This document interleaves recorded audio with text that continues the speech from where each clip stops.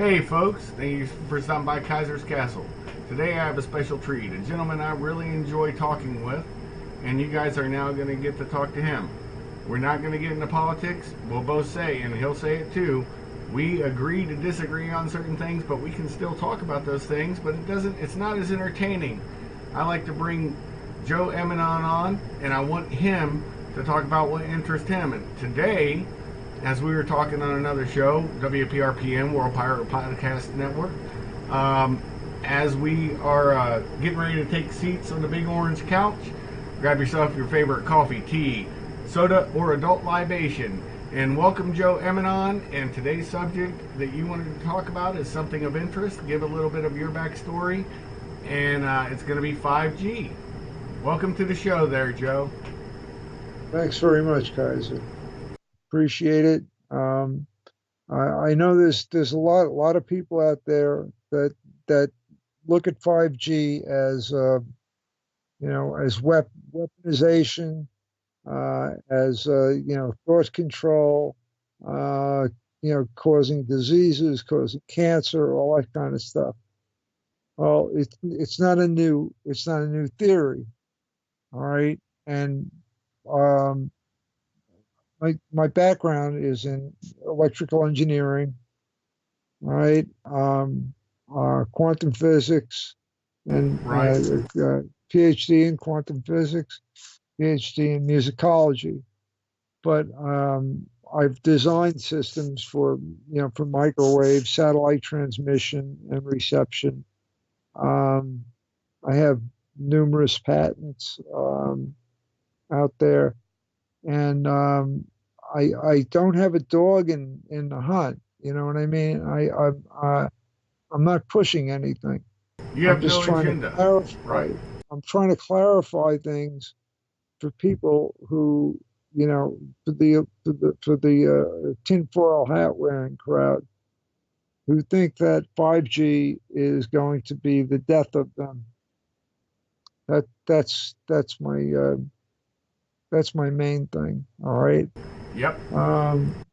And I don't know if you remember back in the 70s, even earlier than that, there was we had everybody had a CB radio, and yep. You had 5 watts coming out going to the antenna, which means you get 50% of that power comes back as heat. All right. And, right. It gets there's a heat sink on the final transistor and the driver transistor or tube or whatever, and it's just dissipated as pure heat. The rest of it is converted into an electrical signal. I love that you brought up CBs, because I have a Cobra 2, 40 channel, and I have a Navajo. Realistic Navajo for the house, the kind, and it'll also work in a car. And this is where me and Joe see this is how Americans are. We can agree on things, and I understand completely what you're talking about, brother. Keep preaching. Well, the output transistor. I used to sometimes I would put my finger on the collector, of the transistor, which is the case. All right. And it's insulated with a small piece of mica. And I could feel it tingling, It's kind of like getting an electric shock from a 9-volt battery when you stick your tongue on a 9-volt battery. Yeah. I don't recommend doing that, but,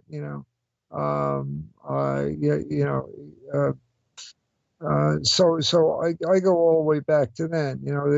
The 2 major manufacturers back then in the 70s, for both Lafayette Radio, which is now gone, and for Realistic Radio Shack, right? Candy Corporation. Yep. There were really 2 companies, 3 if you're going to count Audio Box, but 2 major companies were Cybernet and Planet Corp, both in Japan. Okay. Right. Now, the main problem with CBs, first of all, they were subject to all sorts of interference, skip, the signal would bounce off the ionosphere, and you also had upper and lower sideband. Okay, Yep. which in other words, instead of generating a carrier wave and modulating a little bit up and down, it goes practically to no power, to like 95% power as you're speaking, along with your voice. Okay, Just like AM where radio at night, when the F1 and F2 layers combine and lower, that's what he means by talking on the skip. It bounces off the ionosphere, comes down on the ground, bounces again, and it keeps going until. That's why you have increased loudness at night on AM, and then it fades out, and then it comes back in and fades out and comes back in until it's right, gone. right. And the problem with that is, it was in the 20, 26, 27, just below the 10-meter band, 10-meter band on shortwave. It's I think it's was it 26.065 to 27.735 megahertz, if memory serves, for the 40 Right. channel. And prior to that, that was, I guess, 76 or 77. They added the the 40 channels, and Lafayette really Yep. went under because they bought a bunch of 23 channel radios. They thought they were getting a bargain on them, and then they found out that even though they could be converted, the cost of doing the conversion, it was really just a matter of doing some retuning and changing the rotary switch, all right, that controlled the voltage controlled oscillator. Right. So you didn't have a whole bunch of crystals in there. You had one or two crystals in there, and you would set the VCO so that there was a control voltage on a varactor diode, and that shifted the frequency, the base frequency of one crystal on one chip, and that would give you your transmit frequency, your IF, your local oscillator, for receiving, all the way on down. And in my opinion, it kind of killed the quality of the communications medium. You're bringing me back. I love what you're saying. I remember having to tune it to your antenna using the SWR meter. If you can explain that to the people, because you're the technical guy. I just know how to use the stuff. And this is why I love Joe. Joe is a font of awesome information, and you folks are going to see how this all goes into 5G. Okay, well, anyway, you had right, exactly. What you would do is you put a VSWR meter, voltage standing wave ratio, and you would tune it so that it was 1-to-1, so that the antenna was matched to the output circuit of the radio. The problem is you had the meter in line. As soon as you take the meter out and connect the antenna, it goes to 1.2, 1.4, 1.6 to 1, or something, or some such thing. So sometimes we would get a field strength meter and tune it center frequency to the highest output on a field strength meter across the room, right? Put it into a very a perfectly matched antenna. Tune it with the VSWR meter, and then tune the output stage after you disconnect the VSWR, so you have a higher signal, that you're detecting a higher signal at a distance of 100 or 200 feet. Okay. I'll tell you a funny story real quick if you want to hear it. If not, just tell me shut up. No, please go. I got one of those SWR, a standing wave, meter, and I got it where it had an input and an output. Well, I kept that connected, and the only way I could find, and of course, remember, where your antenna was located also would affect the SWR. And it never ceased to amaze me. I'd have to be parked to be reliably able to push 1 for 1 and also having to manipulate the dial. If you remember how the dials were on them, and Yep. you'd have to get everything set up and test, find yourself a cozy station, and then start broadcasting with other people. This we're talking Citizen Band, not ham yet, and Right. you could almost maintain one for one, but you're right. The bounce, that sway, we used to call it the sway meter, because man, that thing, you just see it tech up, sometimes tech down, and nothing has changed except maybe the car has moved a little bit. Right, right. You also had to put the antenna on a ground plane. In other words, Yep. have as much metal underneath it as possible because the car is not grounded. All right. You sit, in mobile applications, you're sitting on rubber, or so you're not really, the car itself isn't grounded. Right. So I got a set of the those. antenna is isolated. I got a You set of know. those feeler cake. Remember the feelers, curb feelers, when you were coming up next to a curb Yes. so you wouldn't destroy your white walls.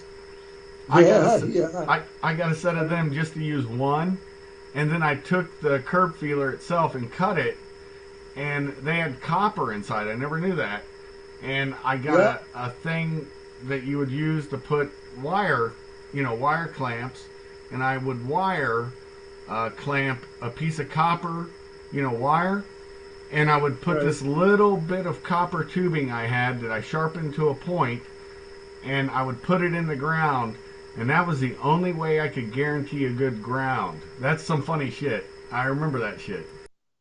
Yeah. Yeah. Yeah.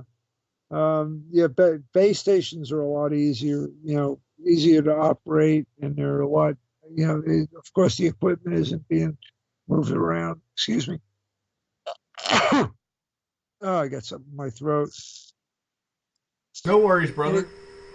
anyway, um, I was, you know, and starting around the late 1970s, there's been, there were there were growing claims that radio frequencies, the waves, just the carrier waves, even unmodulated, are hazardous to your health. And Right. now some of the first arose because of RF levels that were produced by pave pause.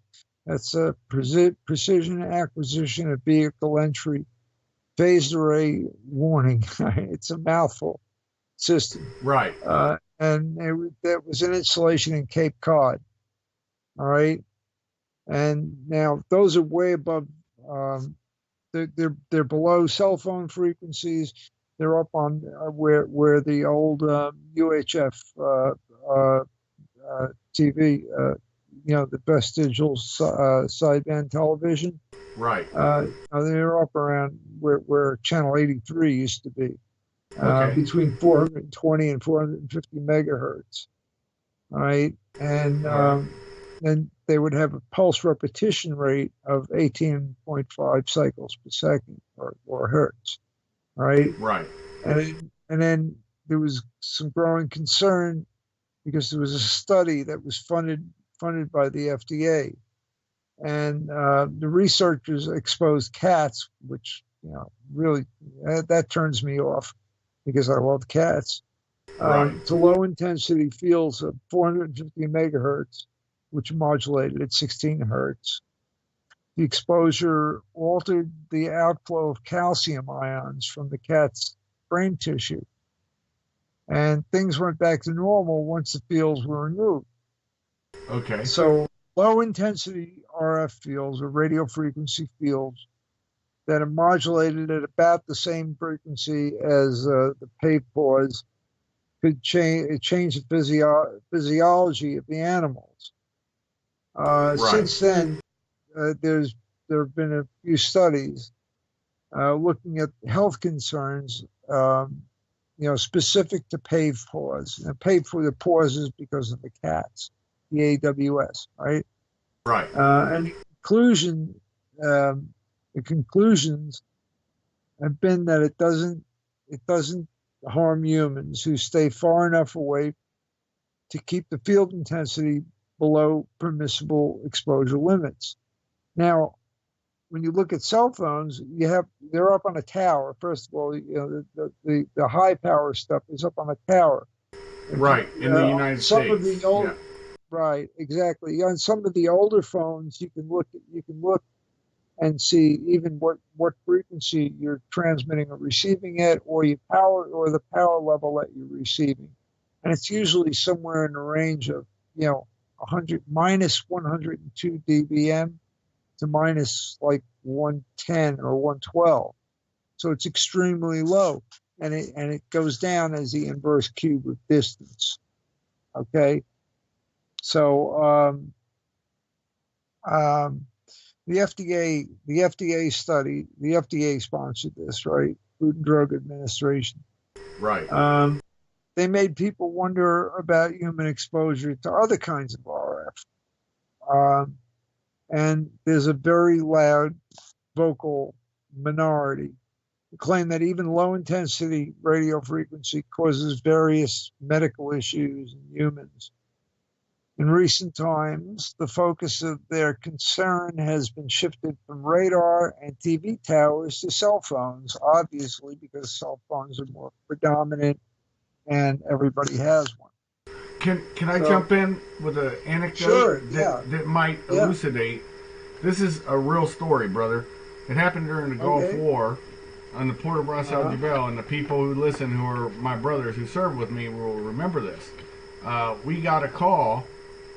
A security guard fell asleep. This is right before, or was it? It was right after the air war, before the ground war. It was really getting cold in the 80s, 70s in the Kingdom of Saudi Arabia. From when we landed in August 7th, it was like 140, and in the heat of the day, and 120 at night. So that's a large shift in temperature. And so anyways, there were these antennas. They were going straight. They were radar antenna, but they're not radar. They're for communications. You had a RAT van.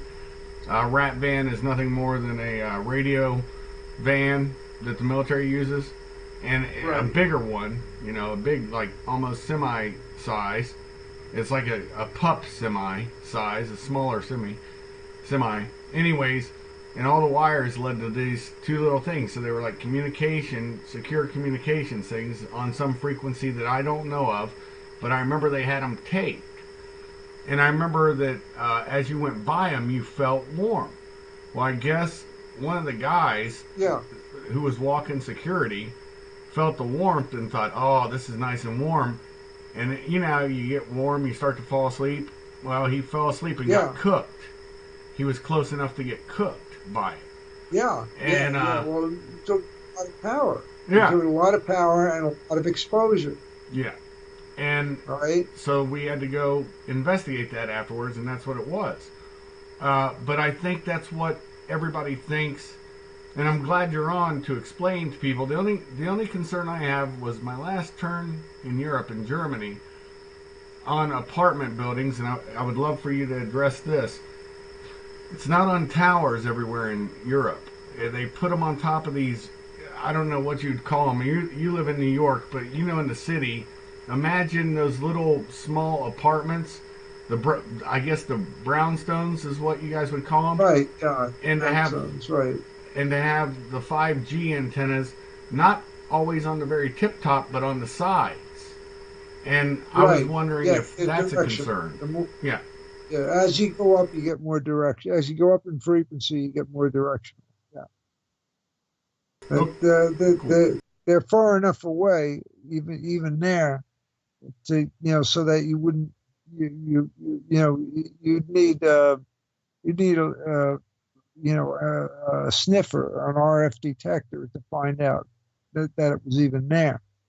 Right? Okay. I wouldn't sleep under one. I would, constantly, but they're not very dangerous. Okay. And they're not on all the time, and they're not modulated all the time either. Sometimes they're just a carrier, and Okay. Anyway, yeah, the brownstones. I'd say I'm about 50 miles away from the nearest brownstone. I'd have to take a train into the city. I Okay. don't live in the city proper. I live out on Long Island, Suffolk County. Nice. About about yeah, about a third of the way into Suffolk County. Not Montauk. It's not Montauk or Orient Point. It's Long Island. One side of it, it looks like a fish. You have the North Fork and the South Fork. North Fork is Orient. The South Fork is Montauk. How Of far are course, you Montauk. from how far are you from Westchester to Bestchester? Oh God, I would have to go. I would have to go over bridges and bypass New York. I would say it's a good hour and 20 minutes from me. Wow. Okay. Unless I took if I took the ferry, if I took a ferry over, then I'd be going. Let's see, get off in Connecticut. I would be going west. So that's it's like 40 minutes on the ferry. I'm only just about 15 minutes away from the nearest ferry. Wow. Okay. 40 minutes on the ferry, and then they unload the cars, and then another 40 minutes, I would say, on top of that. So it's still longer, So even though it's shorter. I yeah, got you. it's long. Yeah, it's a lot easier for me to get into New York City. I can. I'm less than a mile from the train station, so and we have all electric trains now. It used to be, a combination of diesel and electric, and you had to change at different stations So in order now to it's get all electric. into. Yeah, now it's all electric. You Wow. get on. You get on. I can park my car, and it's a town parking lot, free parking. Uh, you know, buy the tickets. They have a machine now. They don't have people working in the office. They have a machine. You put money in, and you get you pick which one you want, off peak or on peak, and you get your ticket. You get on the train, and you stick the ticket up in a little holder, and somebody comes by and punches it, and you hang on to it, and you use it, within 24 hours to get back. I went to all my the really cool concerts in the early 70s. Um, we always went by train because you never knew what you were going to get at a concert. You know what I'm saying, right? Right. Right.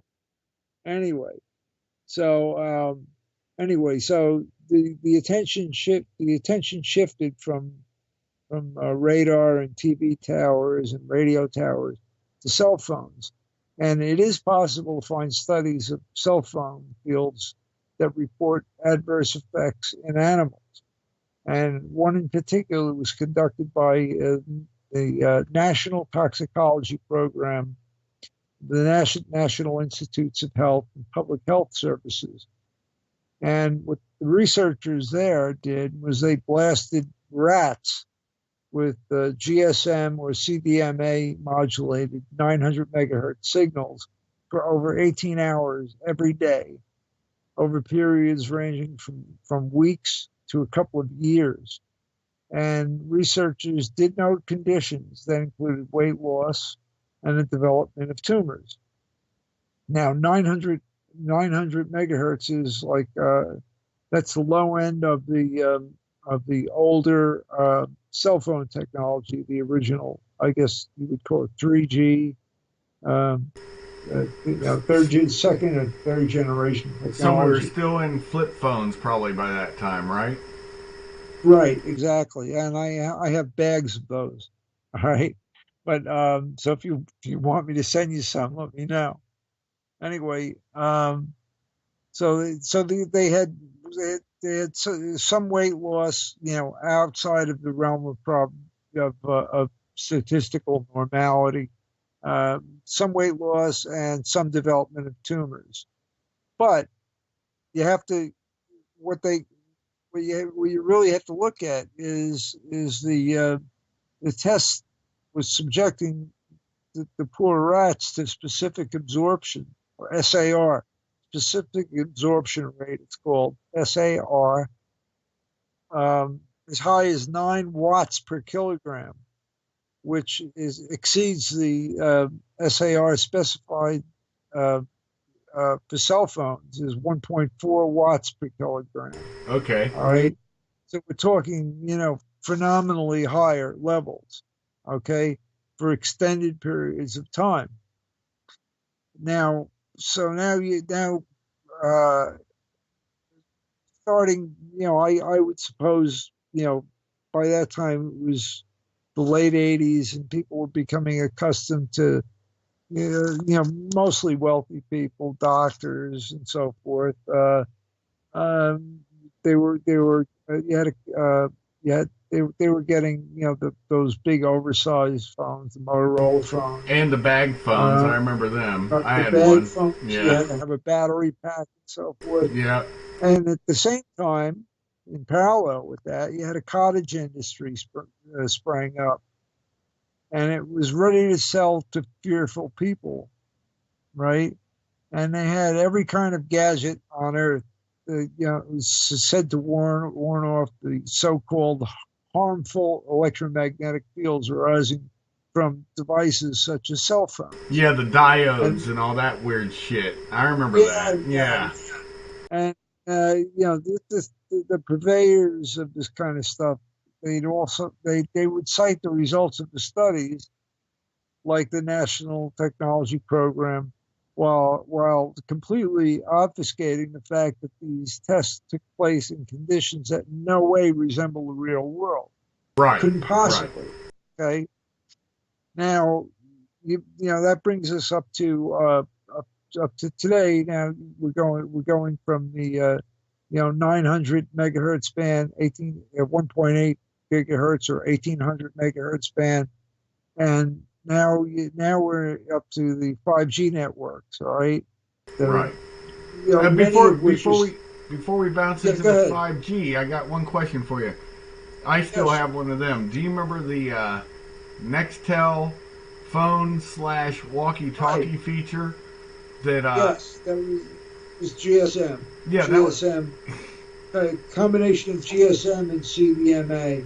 Yeah, that was my first and second agency's go-to phones. I wonder what kind of exposure, especially with that quote-unquote walkie-talkie feature. I remember there was a write-up, I think it was the inventor by Motorola for that feature, and the guy said he would never have that phone near his genitals, and he tries to keep it as far away from his ear because you could feel the heat. I used to just use it in the walkie-talkie feature in front of my face. They're transmitting it at like 4 watts, which was necessary back then, but it's not necessary now. Okay, cool. From cell phone, you understand? Not from the from the phone itself. You talk on it, and I mean, you could hold a fluorescent light up near the antenna, and it would glow. All right. Wow. Yeah. So yeah, those things. But the thing is, they were also push to talk, so you weren't always transmitting. Yes, they were. Right. Then we're talking about 16 to 18 hours a day, 900 megahertz, and modulated with a CDMA, with digital data that then gets reconverted to analog and turns into your voice. But those phones, those types of communication devices, they were push to talk, so you were only intermittently turning it off and on. Okay, it would stabilize almost instantly. Okay. And you didn't have any harmonics. There was good harmonic filters in those and so forth, and they kept the power levels down, and they were very carefully checked. And it was not just to make sure that they didn't break down, but it was also, to ensure safety. Okay, they didn't want people coming back and suing. Right. So, well, what was your thoughts back then? What was your thoughts back then, real quick? just on the Motorola guy who invented that technology, I guess. That's what they say. I don't know. That's what he said. Where he said he wouldn't put it near his genitals or keep it close to his ear. I remember reading that back in the day, and I do really want your thoughts on that. And then let's jump into the 5G and how much, you think the improvements have had. Well, he's taking extreme precautions because of anecdotal evidence only. All right. Fair. When you look at real evidence, where they're going, where they're going with not just the paved paws, but the one with the rats. Okay, where they're putting 9 watts per kilogram. Okay, a kilogram is what, about 2.2 pounds? Is that right? Yeah, I believe that's correct. Yeah. Yeah. All right. So 9 watts for every 2.2 pounds, which that's called the specific absorption rate, or SAR. Okay. Right. The SAR is used for a lot of things like synthetic aperture radar, and there's a bunch of uses. But in this case, we're talking about the absorption rate of the radiation. Right. And at that time, the SAR specified for cell phones couldn't exceed 1.4 watts per kilogram, and was sometimes very often a mere fraction of that. How it goes up and down, it's depending on your connection to the tower.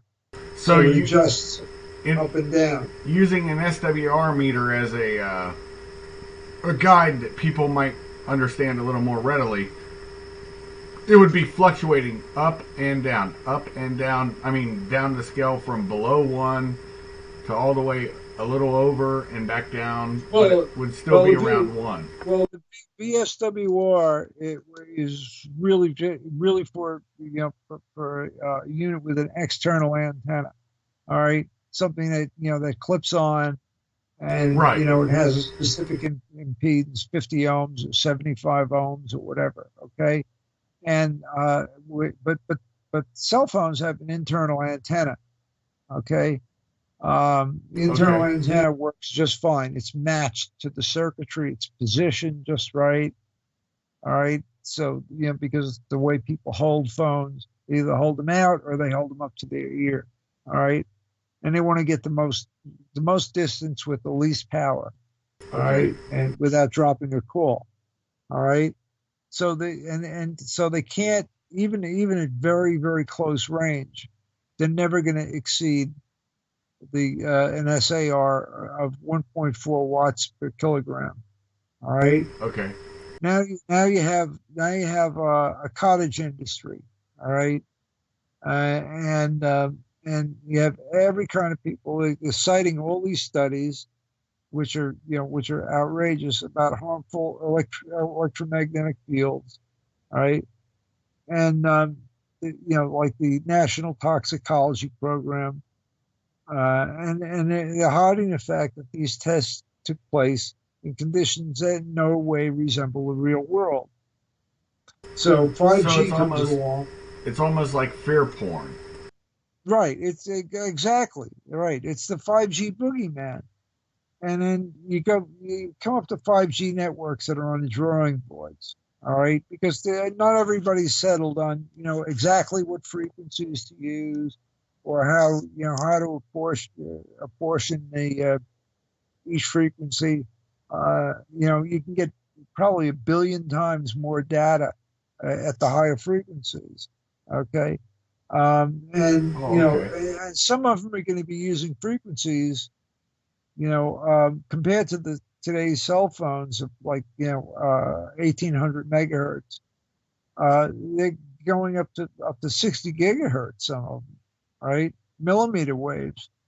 Now, but the thing is, what they never tell anybody is that the 5G millimeter waves don't penetrate the body as deeply as the standard cell phone frequencies that we use now.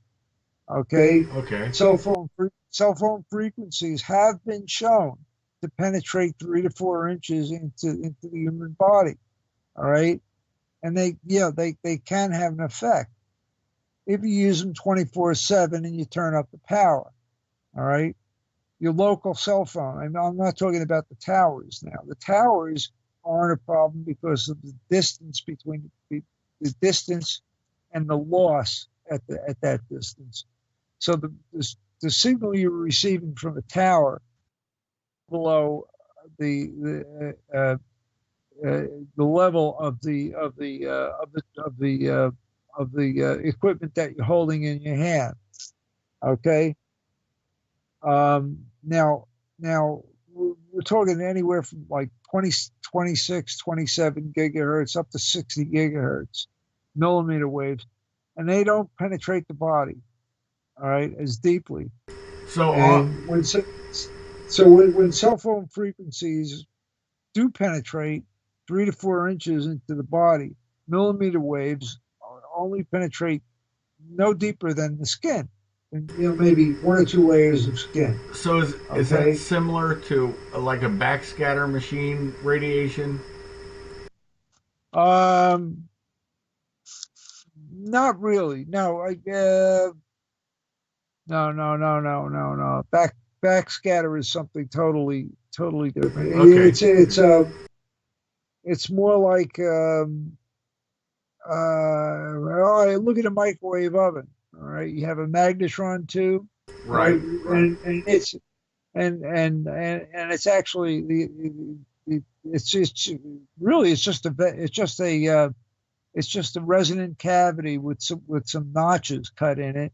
All right, between two very powerful magnets and a big heat sink around it. Okay, and they feed the output directly into a waveguide, and the waveguide goes directly into the cavity of the microwave oven. So you put something in there and you close it, you're upsetting the natural standing wave ratio of the magnetron tube and the empty cavity. So yeah, water's Okay. going to get hot, okay, but you're pumping 600 watts to 1200 watts, Directly. okay, Right. directly into something in an unbalanced manner, okay. Uh, so so when you look at the 5G frequencies, millimeter waves, they don't penetrate the body. All right, Right. they're not likely to go further than the skin. And the problem is, I don't think that this is going to stop the RF scaremongers. All right, and here's an additional Right. point to consider. All right, cell phone use has mushroomed. All right, you can't find a payphone nowadays. Right, Yeah, and that's a everybody's sad state of from affairs, kids. brother. That's a sad Yeah, state of yeah. affairs. All right. So you might expect to see a rise in the rate of brain tumors if cell phones, specifically brain tumors, if cell phones put out enough radio frequency and RF energy to cause them. But you can kind of relax now. Okay. According to the American Cancer Society in 2018, the Central Brain Tumor Registry of the United States, the American Cancer Society uh, did another study in Australia. We went into even more detail. The rate of brain tumor occurrence has been flat since the 1990s. What Okay. what about? Is there any research from the AMA or I'm trying to think of the Surgeon General's paper that he puts out. It's not he or she that puts it out, but it's JAMA, Journal of the American Medical Association, I believe. Well, Have they done well, any research on it? uh, I'm sure there are studies. I don't read it, so I don't get it. Oh, But okay, there's been many FDA studies, all okay, right, and independent studies in the United States and Australia. Okay, Okay, now you have to remember since the 1990s, let's say the mid 1990s. Yep. Okay, cell phone use has gone up, but the brain tumor the American Cancer Society Central Brain Tumor Registry and a few studies that were done in Australia, the rate of brain tumor occurrences has been flat since the 1990s. So there has been no increase in brain tumors. All right. Right. So you can call that an inconvenient fact if you're in the RF scaremongering business, but you can't outright say that modulated radio frequencies at, at these frequencies, okay, are going to do anything other than carry your voice or your video or whatever, to another person. Okay. Um, there's no specific incidence of brain tumors, especially because if it's been flat since the 1990s, where you're actually penetrating, okay, into the brain, 2 to 3 inches, okay, and then you look at 5G where it's only penetrating, 1 or 2 millimeters into the skin, okay. Uh, you didn't get the brain tumor rate has remained the same. Okay, it's the same as it was in the 70s. All right. You know what's fascinating to me, brother? If you think Yeah. about it, I think the brain tumor thing wouldn't be. I agree with you that it wouldn't be, even if it. Let me rephrase this because I'm going to be clumsy in what I'm saying. You All and right. I come from an era where we're used to pay phones and being verbal, where let's say I'm being sarcastic, you're being sarcastic, we both can hear it in the inflection of our voices. Um, Right. but how many times you see two girls walking side by side texting? I see it all the time with my wife, texting, and that's the way they do it now is texting. I hate texting because how many times have I text my wife something, and she takes it the wrong way because she can't hear the inflection. It could be Right. sarcastic or something. And so I Right. just refuse to do that. I always say, I'll call you. I hate it because two reasons. It leaves a paper trail in the in Oh, it leaves a digital fingerprint. Don't exactly, forget that. exactly. It's always going to be on record somewhere on some drive. All right, Yep. where somebody can run across it. Okay. And take it however they want to. And Exactly. and Exactly. that's the point I try to tell people. Uh, when we lost payphones, we lost privacy, and they don't Yeah. understand it, but that's true. And they kept saying metadata. Metadata is everything, but at least if you're using voice, they now have to do another step, i.e., voice identification.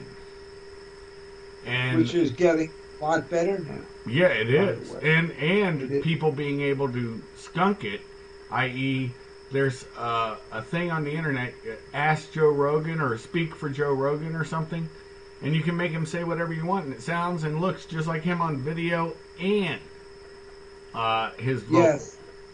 And Yes. There was some kind of dispute about uh, carrying digitally altered pictures and with audio, like little film clips of somebody saying something and making them sound like they were uh, stumbling or drunk or or changing what they say, and their lips and their inflections would match. Okay, and right, that's becoming a big hot button issue now. Especially with the 2020 election yeah, around the corner. both sides fear that, and they should. Sure. I'm in agreement with you on this. But anyways, let's take it away from the political. Let's say you're over at my house, you come up behind me, whatever. My cousin comes up behind me, or we're doing a Skype. It matters not. However it happens, the video's there. How Right. hard is it to put some woman coming up behind you, an arbitrary thing you find on the internet, match the movements, and that's the real fear of this. Or let's say you're a guy and they want to make you look like a homosexual. They put some fucking naked dude Oh walking yeah, up behind yeah, you. yeah. Whatever. Yeah. I mean, this is That- the scary shit.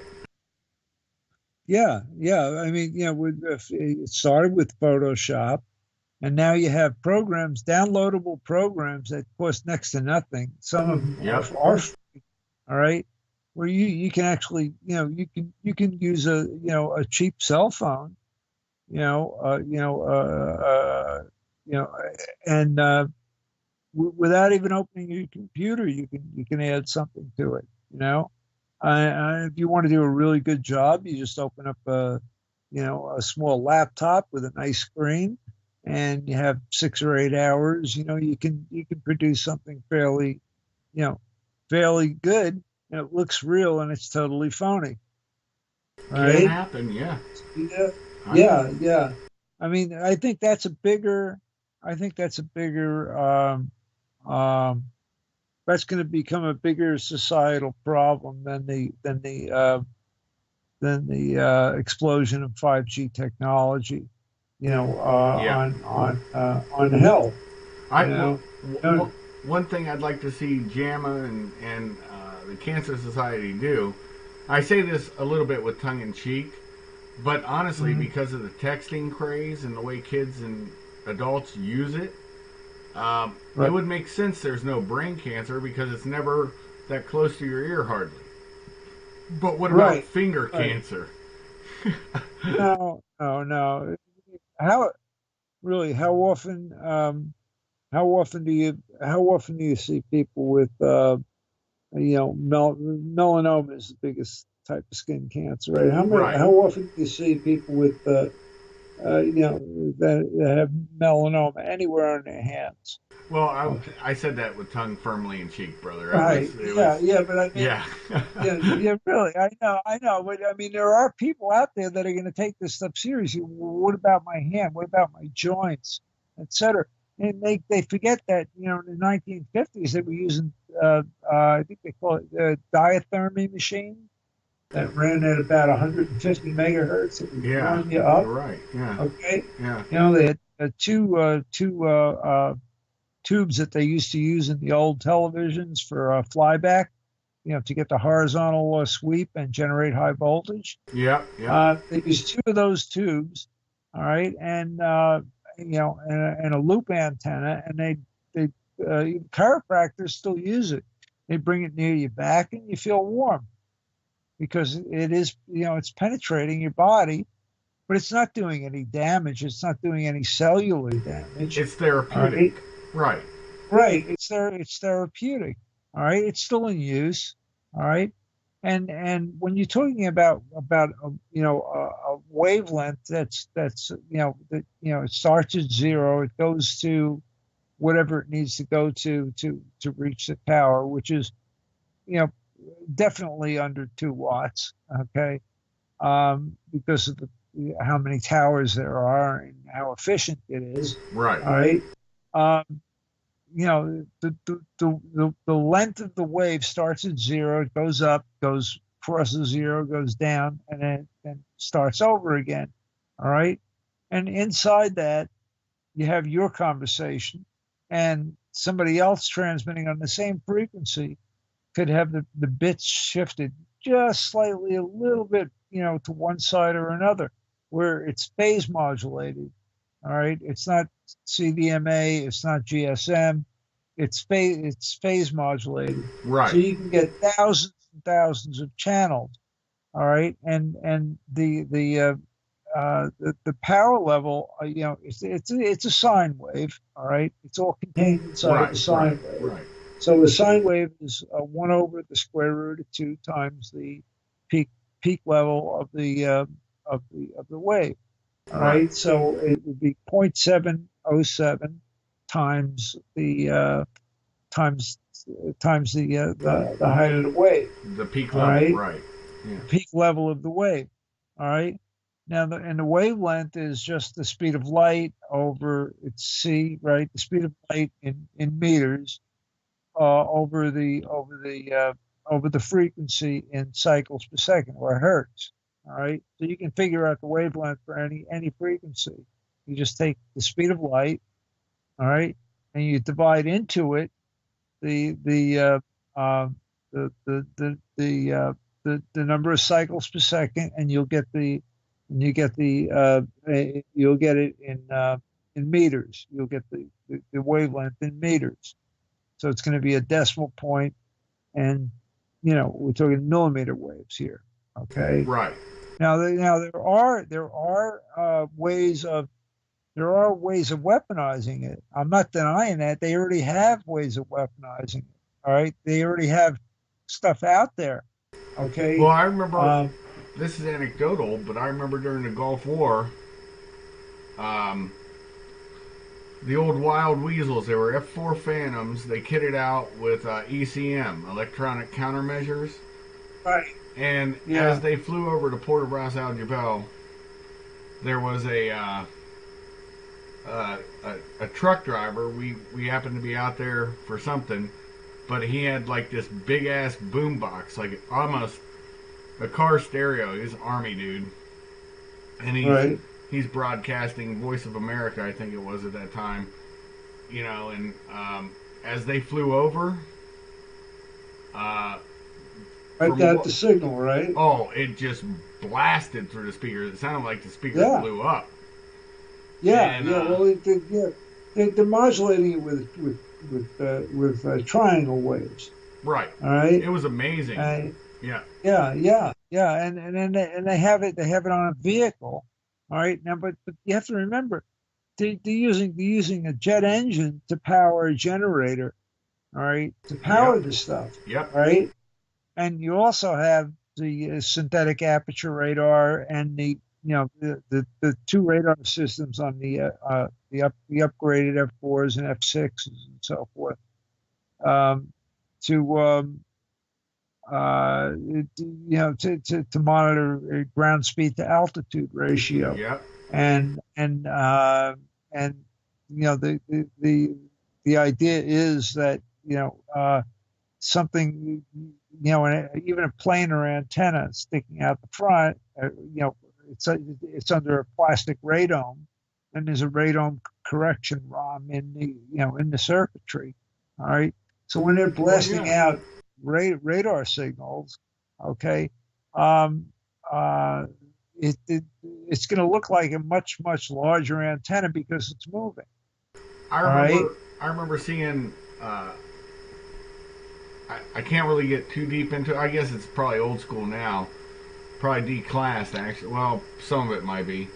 But I remember seeing the internals behind the plastic, and it had like a dish antenna looking thing that was movable by the pilot, where he could focus all that energy on target, like a missile launcher or whatever. Right. But the thing is, because the aircraft is moving, all right, it looks like a much bigger antenna, and you have the effect of a much bigger antenna, even though you're still transmitting the same power level. You're covering a much wider range. Okay, all right. Makes sense. I don't want to get into too much detail because I don't want to violate anything that I sign. Right. All right. But these 5G networks, for the most part, with the exception of the ones that are on aircraft, a passenger aircraft, they're fixed antennas. Okay? They're very dissipated. Right. They're very directional. All right. The power levels are considerably lower. We're talking like 25 watts.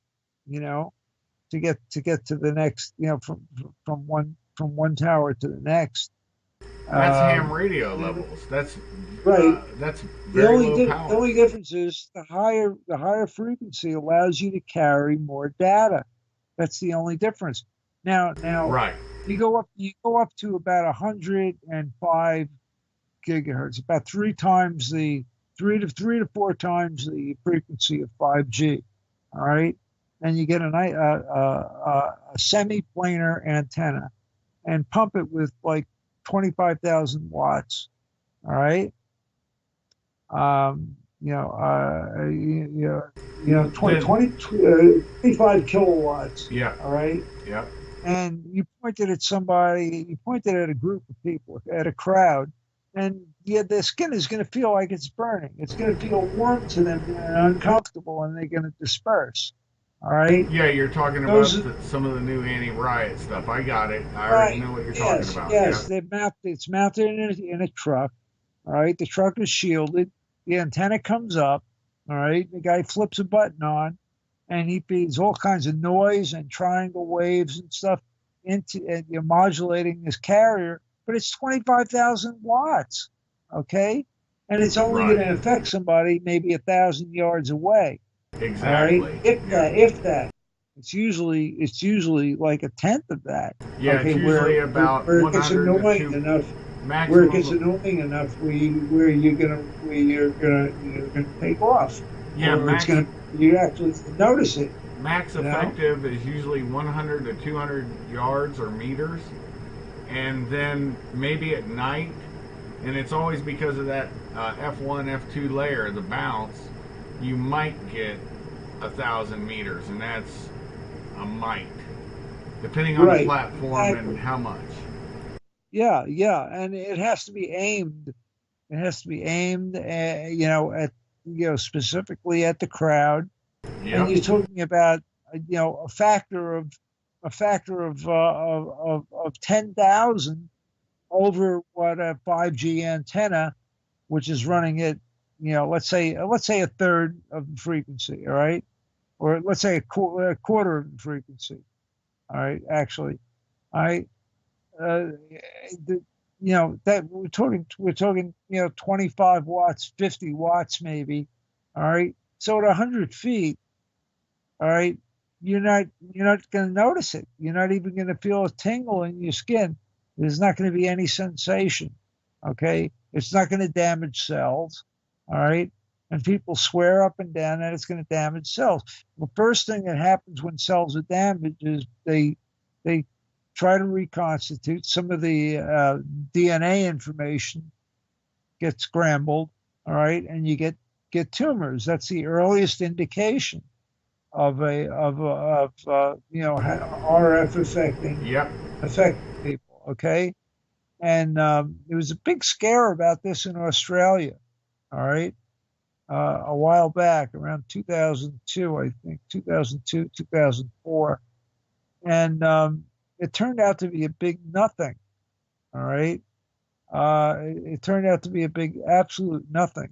All right, because as I said, they're testing it. They're testing it at four times the level, and they're feeding all kinds of garbage into it, In close modulating proximity, it with the like absolute worst frequencies. You can't hear really. You can't hear 16 hertz unless you're listening to a pipe organ. yeah, Okay, well, and one of the things is also the unrealistic test, whether it be cats or mice. You have a smaller organism. You're bombarding it with massive amounts of RF, and right. like you said, out of a pipe organ. That's acoustic only. Yeah, right. Yeah, it makes a difference in the study, and I think they just have not been able to. I guess I don't want to say downsize it, but I should to scale it to the appropriate organism you're trying to test. I guess is the better way to say it. Yeah, yeah. That's a good point. That's a very good point. So these people screaming that 5G is actually going to make cell phones and and cellular communication safer, more efficient, and cheaper in the long run. Okay, I mean there's companies putting out chips that you put you put audio in, It converts it to that. It has the analog to digital converter in it. It's got the voltage controlled oscillator. It's got everything. Everything is on one chip, and the output is matched with a circuit that's etched onto the circuit board.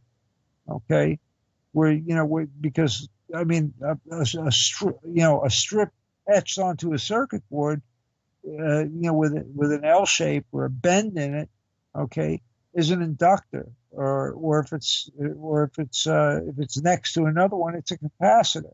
All right, so you don't even have to put these extra components on there, okay, um, other than for fine tuning or whatever, okay, and then they can always change the pattern on the board, but they already have chips out that will give you uh,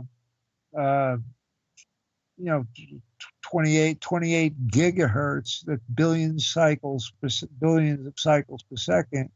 All right, that'll take data or audio, all right, and transmit it, all right, on one chip. They Yeah, already have this stuff, all that right, and that they have the same thing scaled up for the towers, okay, which have to be extremely sensitive. They have to pick up a very wide range of frequencies, all right, and then on the receiving side, and of course the receive and transmit frequencies are different, okay. well, Uh, here Otherwise, they'd be interfering with each other, here's all something that right. I would love to get your take on. Sure. Being a newbie when they first started using my first time, because like I said, I took, what was it, 2003 to 2005. I left my first agency and went to another one, and I Okay. sort of was behind a bell curve. So in January of 2005, I find myself. It was the end of 2002 actually when it started. When I left, uh, December if memory serves. Uh, but anyways, for those 2 years, here's the amount of development that happened, and this is about your security, folks, so you understand what I'm talking about. They came up with the Maverick, which are now Dukes, which have become different things, where they could actually fly over or drive by, shut down your cell phone, make all the cell phones ring, make cell phones not able to be used, or they can turn your cell phone off. And Yeah. this is about your security, your knowledge, your belief to know that this is what the real deal is on these functions. If you're anywhere near a high security area and your phone's not working, there's probably a reason. And same thing if there's a convoy of vehicles that you have no idea why they're there, what they're doing, and all of a sudden your cell phone either the newbies all, and it was funny. You could tell all of us newbies the first day in Iraq, and this is January of '05, sitting in Adnan Palace. Everybody's phone rings, and all the newbies like me are picking it up, going hello, hello, hello, hello. No, it was them activating the ringers. Yeah. So this stuff exists. Go on and speak on that, brother, because as you can Yeah. see, Well, folks, I only bring in experts to talk on this shit. you have very, very easily written software for Android and iOS, all right, where you can turn somebody's microphone on, you can turn somebody's camera on without them knowing it. Okay, um, you can basically all you have to do is take a voltage controlled oscillator, a VCO, all right, and run a ramp wave, all right, so that it covers the entire you know the entire low band and high band of cell phone, the 910 megahertz to to 1120 or whatever it is, and then 1.8 gigahertz or 1800 megahertz to to 1950 and sweep very quickly, like 10, 12 times a second through the through all the frequencies. So it goes through all the frequencies, and it's happening, 30 or 40 times a second, 60 times a second. So you're basically wiping out the ability of somebody to use their phone for communications. All right. And it's very, very effective. You could build with scrap parts, with an old cell phone, and some scrap parts and a ramp generator. You need one chip, a 555 or whatever. Okay, a ramp wave generator. Okay, and completely wipe out cellular communication, because, as I said, the power level is so low. If you look at some of the older phones where you're actually able to look at the power level that you're getting, that you're receiving, standing in your yard or whatever, you'll see it. It's like it's always over minus 102 to 108, 109 decibel.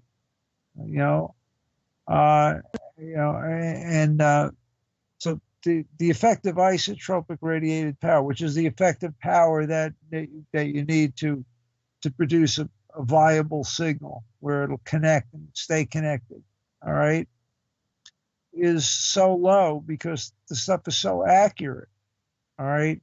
I mean, it's computer accurate, it's crystal accurate, all right. Frequency shifts a little. There's a voltage controlled oscillator that shifts the frequency of the base crystal up or down, okay. And you won't find a schematic for a cell phone. You're not going to find a schematic for a cell phone, for any particular cell phone. Right. You're going to have limited programming ability unless you go in there and you really know what you're doing. Okay. So but you can very easily wipe out entire, with a high enough power level, you can wipe out an entire area without going anywhere near the tower, just by overriding the power level and driving the through tower. it. Yep, and driving through it. Driving a ramp wave up, which changes the frequency from the lowest possible transmit or receive frequency to the highest, and then drops down again, does it again. Yep. Anywhere from 8 cycles per second to 100 cycles per second. That's all you need. The radio frequency, the radio frequency stays the same. But I'm sorry, the radio frequency tracks the ramp wave. Okay, so what it does is it overpowers the cell tower, and it overpowers your cell phone, and it interrupts the call. Yep, it can drop. Text. It can ring. One time I was on a bus, and it went to the last number I called, and this is in Iraq. And of course, my wife liked it because she got to hear me talking with everybody while we're driving through. But it belled her phone, and she's hearing me talking. She goes, "Oh, it was so good hearing you talk." And I'm like, "Yeah, but I burned up so many minutes on my Arachna phone." And those weren't cheap. But the funny thing is, the more important part is just what we think is convenience, and it is a convenience, but we've lost another convenience. When our cell phones die, let's say you don't have your car charger with you, left it in your other car or whatever, you don't have your power cord with you to plug into a wall at an airport or something, or one of their kiosks, and all of a sudden there's no cell phone. And the last cell phone I saw was at a state park. This is no bullshit, in Kentucky. Circa 2016, I was going through a bad patch. A little bit of PTSD, whatever. Some other things were going on at that point. I had a bro of mine on a certain situation that we were all involved with kill himself. So Oh, that's why I don't ever speak on that shit again. But the point is that I had to make a call, and my phone's dead. I was able to see a cell phone or a payphone. I went over there, and there's an AT&T guy at the state park, and he's like, "Yeah, go ahead, you're making the last call on this phone." I'm like, "What?" He's like, "Yeah, taking we're the phone out. taking the Right. phone They're out." disappearing. And I said, Yeah. can I buy this phone off you?" And he goes, "No, but you'll probably be able to buy it from our surplus or whatever, their DRMO for the phone company, because they'll probably Yeah. be selling They them." sell it by the pound. They sell it by the pound. Yeah, I've done that before. I In thought fact, about it. I'll give you an interesting anecdote. A friend of mine he used to go camping with his family every year. They would go somewhere. He was actually a nude. I'm not going to say his name, but he'll get pissed if I say his name. But his family, they're nudists. All right. He was brought up that way. His parents were. Okay. In fact, his mom retired down in Florida back in the 90s. She retired down to a clothes optional nudist colony. And anyway, they go camping every year. So we got an old cell. We got an old. I'm not going to say how we came across it. We got an old uh, payphone and built a cell phone into it and a converter. So it was a dial phone. It was an old, really old one. Okay. That's cool. Uh, the kind where it says, insert 2 nickels or 10 cents for the first 3 minutes. Right. And you pick it up, you put a dime in it. All right. It goes into the lockbox. You actually get a dial tone and you dial it. All right. And we built this little circuit on a perf board, wire wrap, a little perf board and, some socketed ICs, to make the cell phone, uh, uh, complete call. And That is cool. you could Yeah. hear the dial tone, you could hear the clicks when you're dialing it, and it wasn't connected to anything. The battery's internal. We use an alarm, the gel cells, uh, they have 6 and 12 volt alarm systems. They use gel cells. They use them for weed whackers and stuff now too. I think we put one of those inside, right, and hooked it all up. And the cell phone is running off of a 5 volt regulator, drug with diode in series. That's really always cool. had. That's really cool. I Yeah. would love to meet him because I have an old Stromberg Carlson from the 1930s with the actual old plug-in that they used to have. Oh yeah, the four prong plug. Yes, The 4 prong. exactly. Yeah. And I would love to do something like that where I can just have the Stromberg Carlson sitting on my desk and it rings and the dial pad Yeah. that'd be cool as hell, man. I mean, that's some folks. Yeah. I love having this man on because here's why. When I bring experts on, they actually know what the fuck they're talking about. And if you knew half the shit this man knows, you probably wouldn't be able to fucking live with yourself. But this guy is awesome. And I have to tell you, I love you, Joe. And we're two Dagos talking together. Joe Emanon is excellent. Go on and talk more, man, because I'm loving it. And if the people don't, shame on them. He pulled it. He pulled it out of a bag or something, and he had some U bolts, and it was on a stake with a point, like an upside down piece of fencing. Okay, Yeah. and he just took a hammer and hammered it into the ground. And people would come over and can I use your phone? Sure. Put a dime in it. That's You get a awesome. dial tone, you dial it up, and they call because you have unlimited. Everybody has unlimited service anywhere, right? And You dial it up. You just dial you dial the area code, and the ANI, and the last four digits, and bam, it would start ringing like it was a real phone. And as soon as the connection went through, it would just flip over and put it through the earpiece and the mouthpiece, and that was converted down to the circuitry right on the main board of the cell phone. So it was little tiny one of those little burner phones, little 3G burner phones, flip phones, the ones you buy for $9.95, and you pay right, for right. yeah. He had one of those, and he had like a year and 2,000 minutes or something on it. Ordered for $9.95, and they gave him a month and 30 minutes, and he bought the rest of the time for like another $12 or something like that. It was an And Obama phone. yeah, we just put it inside of an old payphone.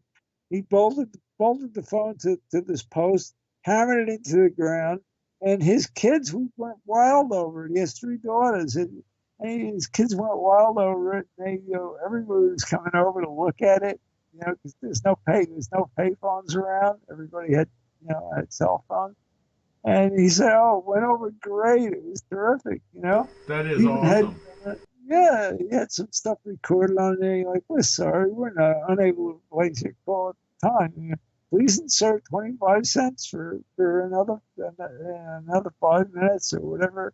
All kinds of different recordings and stuff that we digitized and put on a ROM, and just clocked the ROM so that you'd hear it in the earpiece with an R2R ladder.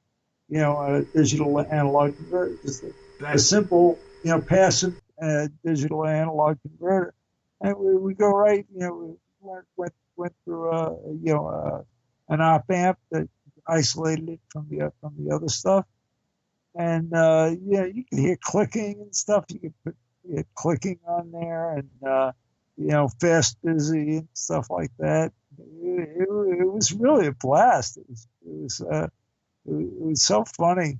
You know what we've lost with the loss of payphones.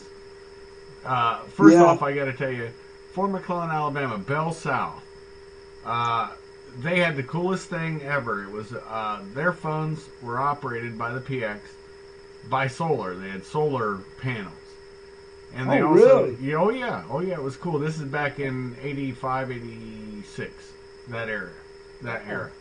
Um, and anyways, so what ended up happening is it had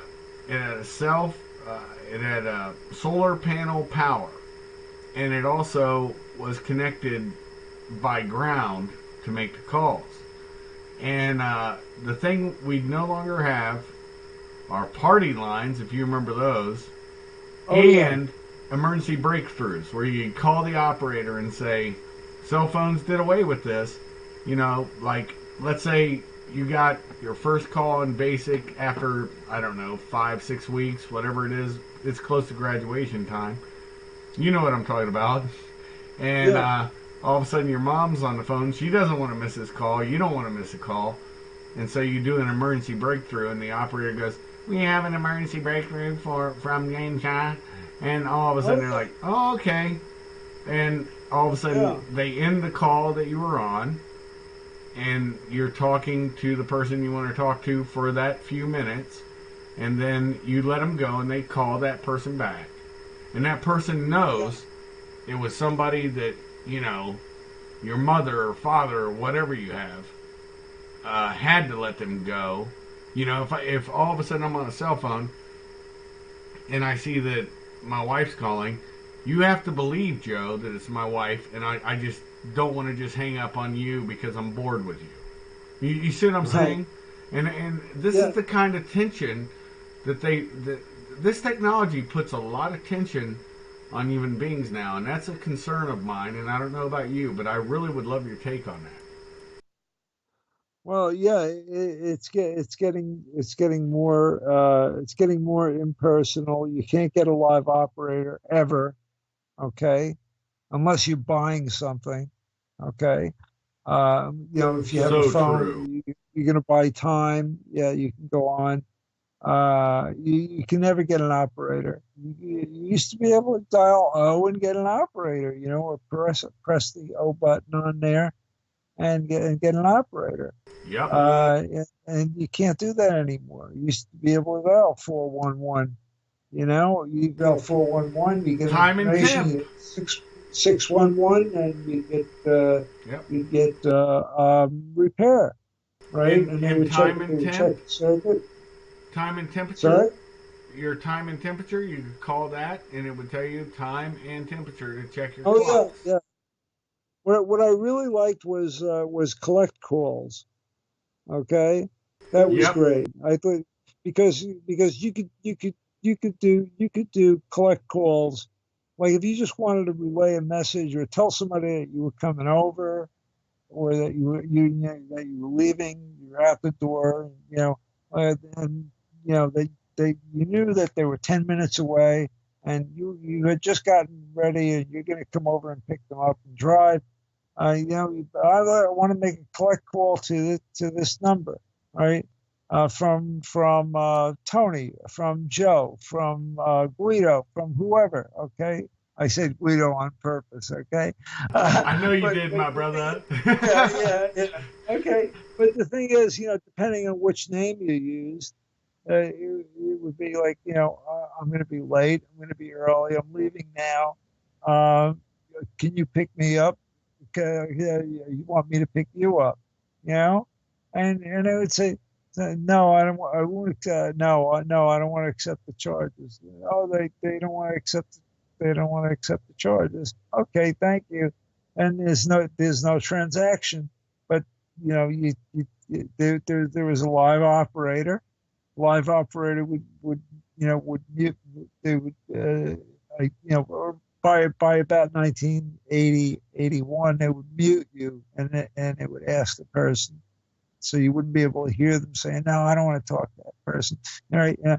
But the operator would deliver your message for you, right? Yep. And there's a collect call from